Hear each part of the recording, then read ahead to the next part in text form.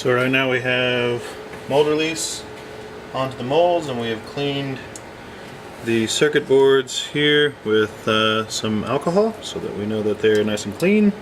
Try not to touch the sensor part that we're about to pot around, which is the fingertip and the base pad on this circuit board. To install the molds, you take this small piece and you have to slide the circuit into the tiny little slit. Sorry for the shaky hands. Too much coffee this morning. Then you need to press this onto these small bosses that go into the fiducials on the board. It's a little bit tricky trying to press on both sides of the circuit board on that fiducial, so that way it snaps on there pretty good. Do it to both boards so you're nice and seated up against the mold or the plug. Okay, so that's the fingertip is installed.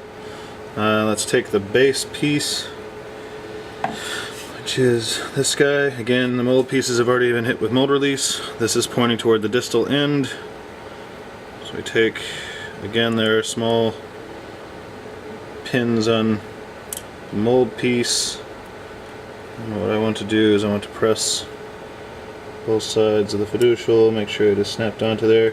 These snap on, and it's handy because it holds it to the mold, so that way whenever we put it into the other half of this mold we don't run into any problems.